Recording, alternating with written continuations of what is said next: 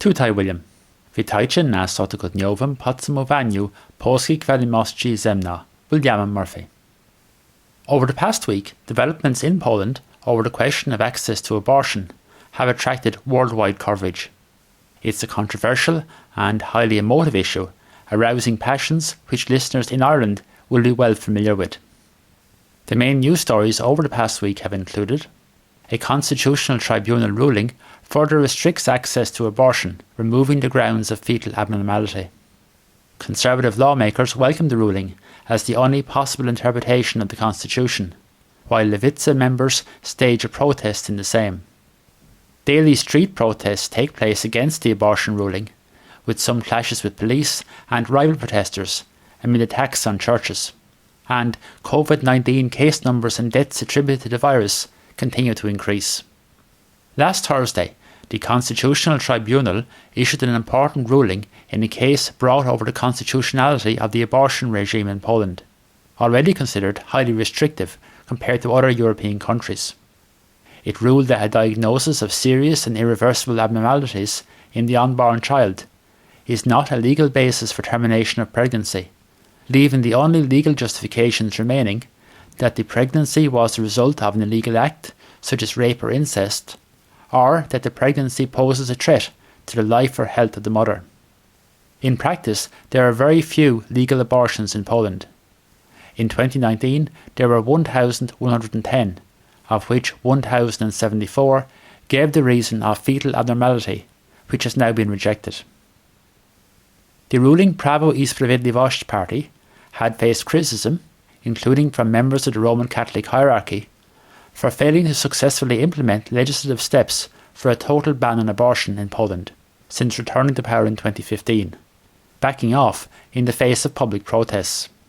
However, in December 2019, 119 pro-life lawmakers, primarily from PiS, but also from Kukiz 15, PSL and Konfederacja, petitioned the Constitutional Tribunal, Poland's highest judicial body for constitutional questions, to secure a ruling on the question of whether abortion on the grounds of serious and irreversible birth defects breaches constitutional principles, including the right to life, the prohibition of discrimination, human dignity, and the democratic rule of law. That ruling finally came last Thursday. Constitutional Tribunal Judge Justin Piskorski said after the ruling that the mere fact of a fetal impairment or an incurable disease cannot decide on the termination of pregnancy from the constitutional perspective. Some critics have accused Prawo i Sprawiedliwość and its leader, Jarosław Kaczyński, of using the Constitutional Tribunal to do something they didn't want to pay the political price of doing themselves legislatively. The controversy over the ruling is linked to wider political arguments in Poland, including about the influence of politics in the judicial process. The role of the Constitutional Tribunal and the way appointments have been made to that body have been at the centre of these conflicts, which have fed into the various enforcement actions taken by the European Commission against Poland as part of the so-called rule of law issue. The reaction to the ruling was along anticipated lines, with Catholic Church figures and conservative politicians warmly welcoming it.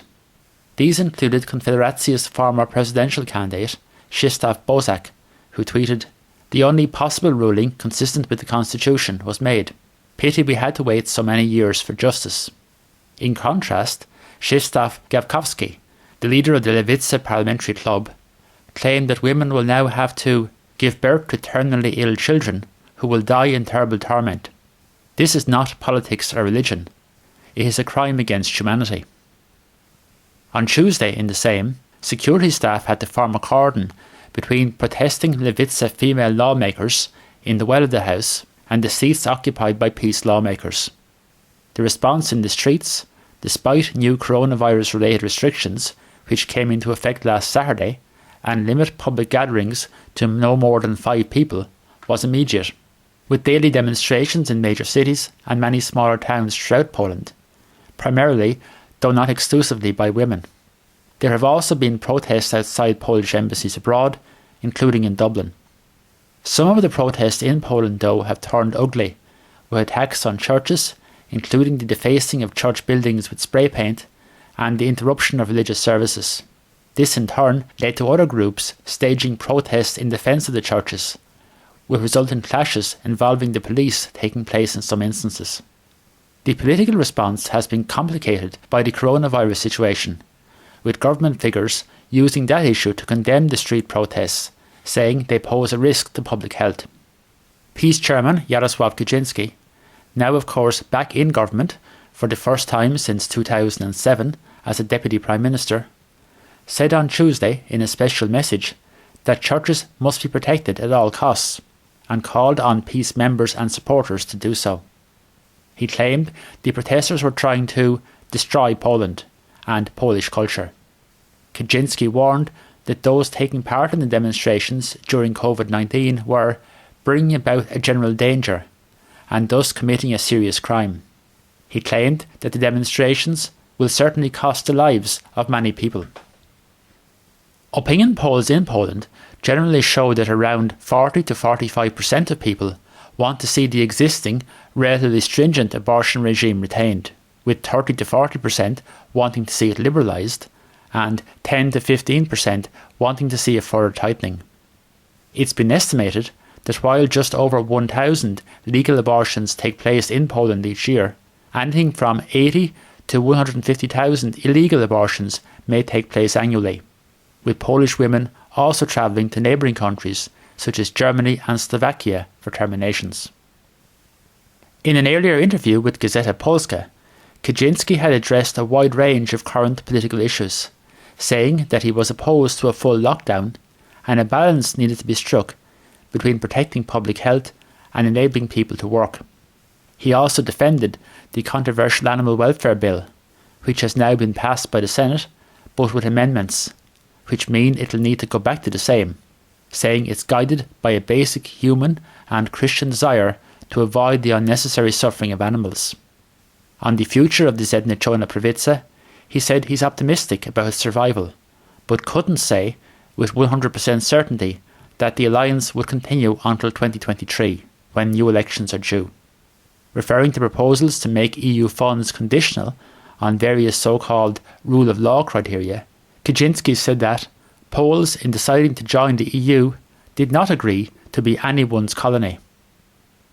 Meanwhile, on Tuesday night, the Sejm rejected an opposition no-confidence motion brought against Justice Minister and Prosecutor General Zbigniew Ziobro by 232 votes to 217.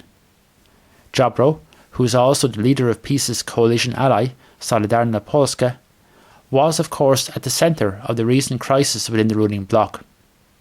During the debate, the opposition sharply criticised the judicial reforms he spearheaded and alleged political interference in the prosecution process.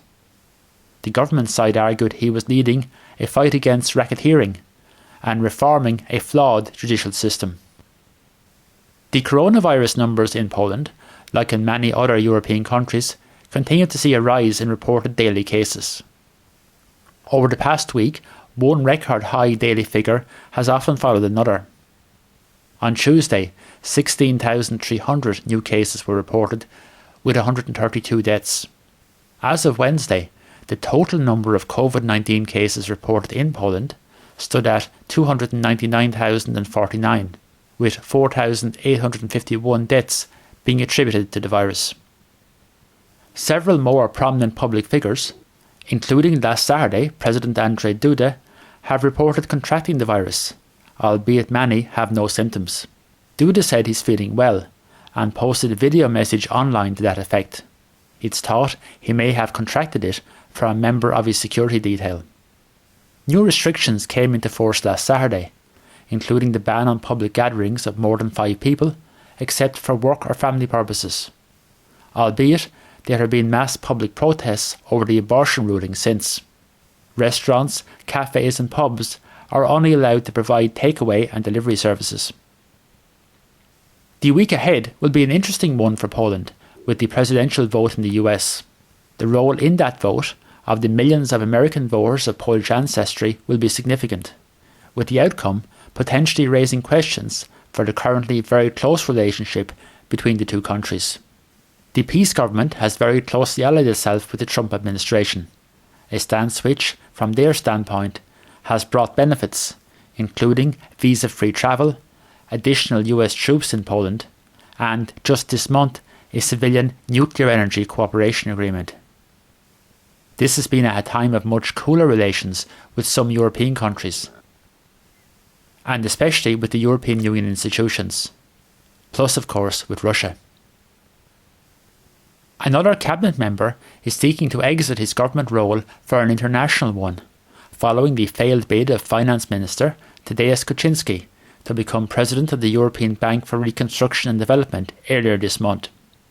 On Tuesday, the state news agency, PEP, reported that Climate and Environment Minister Michał Kurtyka is seeking to become Secretary General of the Organisation for Economic Cooperation and Development, OECD. The new OECD chief is expected to be elected by next March. To wszystko na ten tydzień. Zapraszam na kolejny podsumowanie za tydzień o tym samym proje.